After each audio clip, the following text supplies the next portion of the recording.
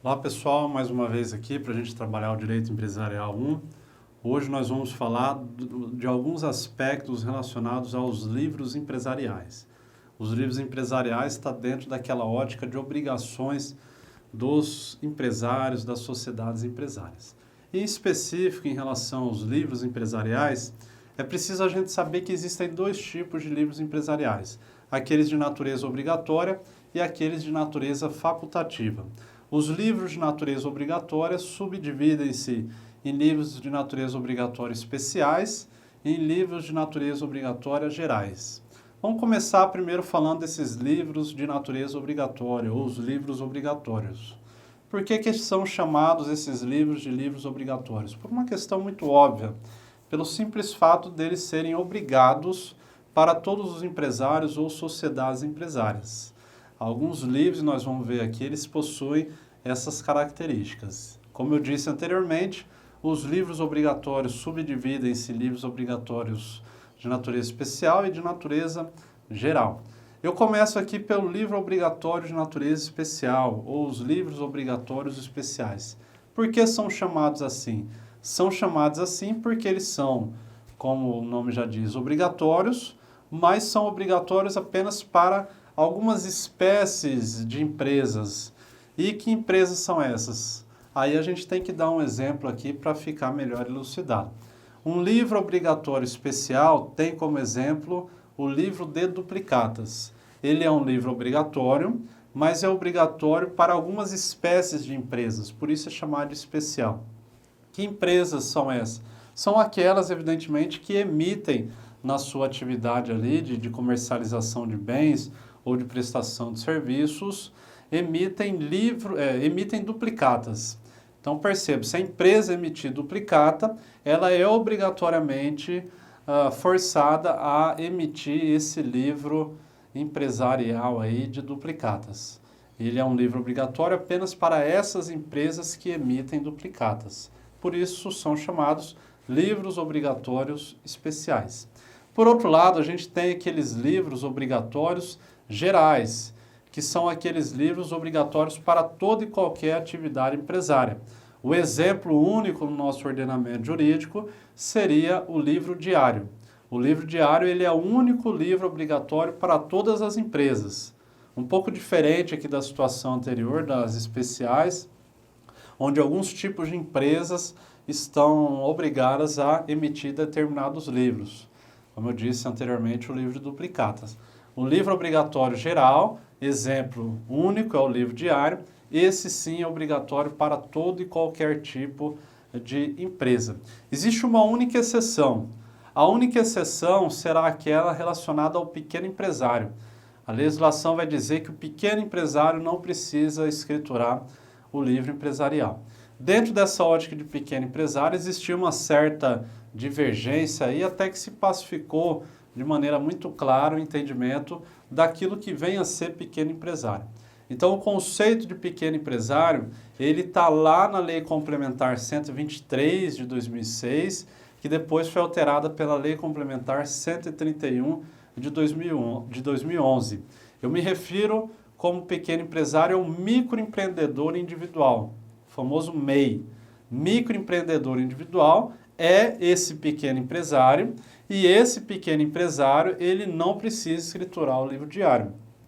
O MEI, como vocês sabem, é uma figura criada por uma lei complementar, a Lei Complementar 123, e na origem da lei, ou seja, de 2006 até antes da entrada em vigência da Lei Complementar 131, era aquele que tinha uma receita anual de até R$60 mil. Daria mais ou menos uma média ali de R$5 mil ao mês. Então, se aquele que fosse registrado como MEI tivesse uma receita anual de até R$60 mil, ele preencheria esses requisitos.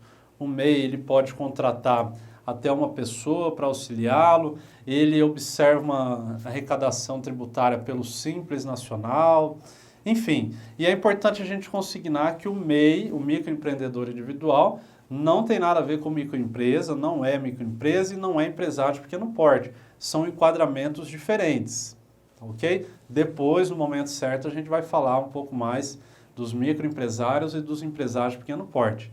Então, o MEI é essa figura dispensada da escrituração do livro diário. É aquele que, antes da lei complementar 131, tinha uma receita de até R$60 mil. De 2011 para cá, essa receita aí aumentou, não é mais apenas R$60 mil. Hoje em dia é enquadrado como MEI aquele que tem uma receita anual de até R$81 mil, podendo ele contratar um funcionário para auxiliá-lo, ele recolhe tributos pelo Simples Nacional. Então guarda isso, não é mais R$60 mil, é R$81 mil o valor para poder ser enquadrado como microempresário individual. Então são essas questões aí que a gente fala nesse momento inicial aqui dos livros empresariais. Esses livros empresariais, eles guardam um princípio que é o princípio da sigilosidade. Impõe-se aos livros empresariais no direito brasileiro o princípio da sigilosidade. O que diz esse princípio? Esse princípio vai dizer que é observado o sigilo quanto aos livros empresariais. Os livros empresariais, eles não podem ter o seu sigilo violado, salvo, evidentemente, algumas exceções que eu já vou passar a elencar a vocês, mas, por regra, se observa esse sigilo. Não pode haver a devassa dos livros empresariais. Aquele que devassar o sigilo dos livros pode estar incorrendo numa infração, ok? Então, veja, pessoal, existem 3 exceções a esse sigilo dos livros empresariais. Essas exceções vão estar lá nos artigos 1190, 1191 e 1193 do Código Civil. Existe a exceção quanto à exibição parcial do livro empresarial. Existe a exceção ao princípio da sigilosidade quanto à exibição integral. E existe a exceção ao princípio da sigilosidade em relação à atividade de fiscalização dos entes de tributação no direito brasileiro. Vamos começar pela primeira.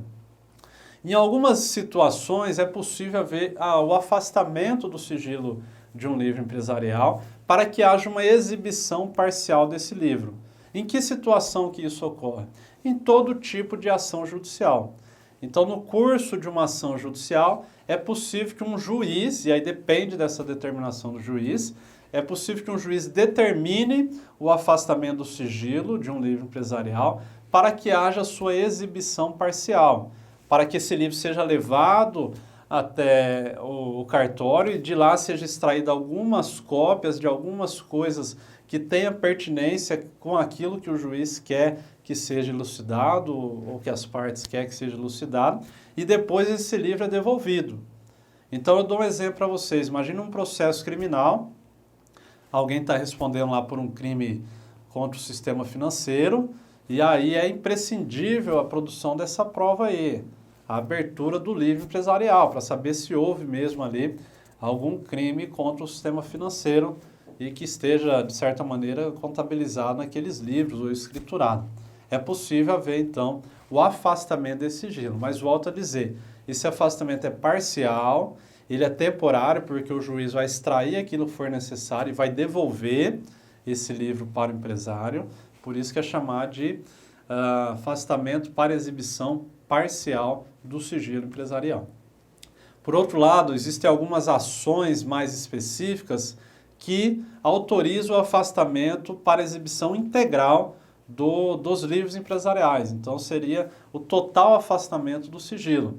Então, são ações relacionadas à comunhão de bens, à separação, a questão de discussão societária também, processos de natureza de recuperação judicial e falência. Esses tipos de processos que previstos lá no artigo 1191 do Código Civil, eles autorizam a exibição integral dos livros. Então, nessas hipóteses de ações dessa natureza que eu comentei, os livros serão remetidos para o cartório, ou seja, para o juízo. O cartório que eu digo que é o cartório judicial, não é o cartório de notas, de títulos que a gente conhece, que é o cartório extrajudicial.